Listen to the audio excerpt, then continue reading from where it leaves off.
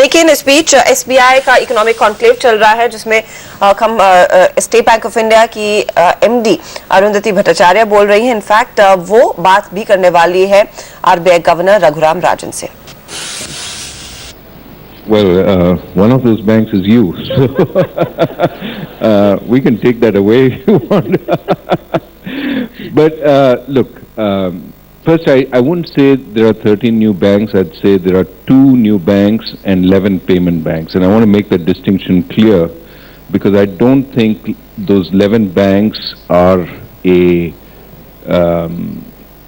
competitive threat to the existing banking system. Instead, I see them as an add-on. In the same way as your relationship with Reliance, I think the other banks will also benefit from this relationship rather than be competed out.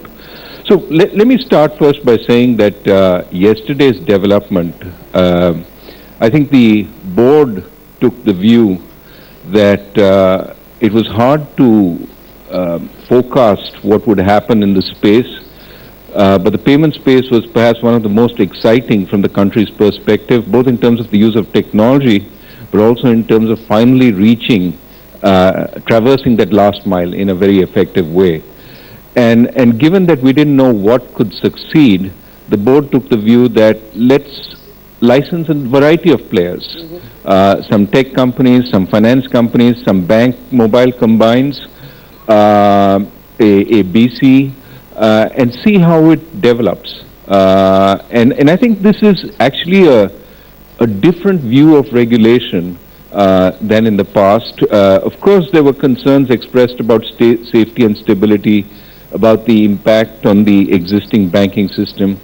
But I think after a long deliberation, the board concluded that these new banks would be additional. They would not compete as much as complement the existing system by traversing that last mile. And the reason for that is these banks actually can't do anything that or let me put it this way, the universal banks can do anything these payment banks can do. And the payment banks can't do some of the things the universal banks can do. So in that sense, the payment banks are really useful only because they bring new players into the system who have existing businesses that can reduce the cost of access. And therefore, the payment banks will serve as feeders into the universal banks. If you want a long-term deposit, for example, you put your money in a payment bank which has an alliance with the universal bank, and it gets shifted into a associated account with the universal bank links to the payment bank account. So I see lots of possibilities here. I don't see as much a threat to the banking system. Now, in terms of migration, next month we hope to announce the small finance bank licenses. There will probably be a migration path from small finance banks to universal banks. I don't see that path as easily from payment banks to universal banks. And when we're talking about migration, we're talking about a long time proving yourself in that area before the migration takes place. And then the last question was the new accounts. This is where I hope the payment banks will provide the access to the enormous number of new accounts created by PMJDY. Again, we should find ways to collaborate, to complement, and I think that will be really the benefit from these banks. So thank you, sir. Would you like to? Well, I'm interested in your sense of where the economy is right now, right. How you see credit, how you see pickup, how you see rural areas versus urban areas. Just your sense of what's going on. So actually, we have been watching this very, very closely. As you know, the first quarter results, we showed a growth of only 6.6%. And that was a little masked because the domestic growth was actually at 5.5%. And it got masked because the IBG book, the international book, grew faster. So obviously, we've been very, very concerned. But we believe as of date that there are more green arrows than red arrows. And the reason we think of it that way is the following. One is, of course, the fact that we've seen in the big capital goods suppliers, there has been an uptick in the order book. And we've seen as a result of that, the BHEL stock did very, very well, though the results were not so good. So that's one area that we are seeing some growth. The second thing that we are seeing is also that if you look at the IIP numbers, if you actually strip out the electricity growth, it is at around 4.2, otherwise it's at 3.8.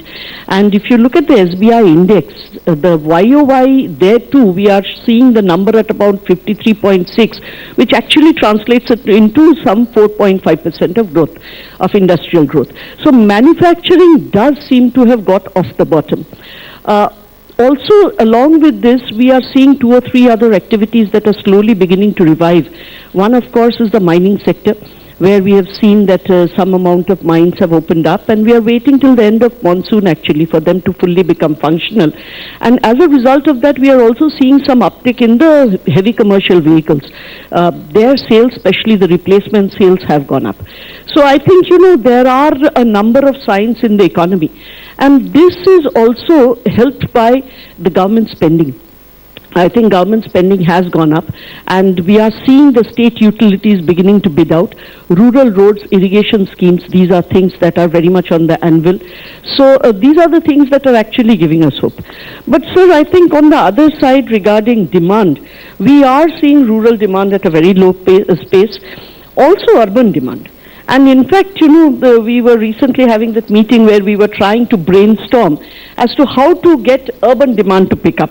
And this is a conference, and so, we are allowed to give out-of-the-box ideas, and I hope you won't mind. So I was thinking about it last night, and I was remembering that in 2008, when the economy started faltering, one of the things that really made the demand go up was the 8% housing loan that SBI gave.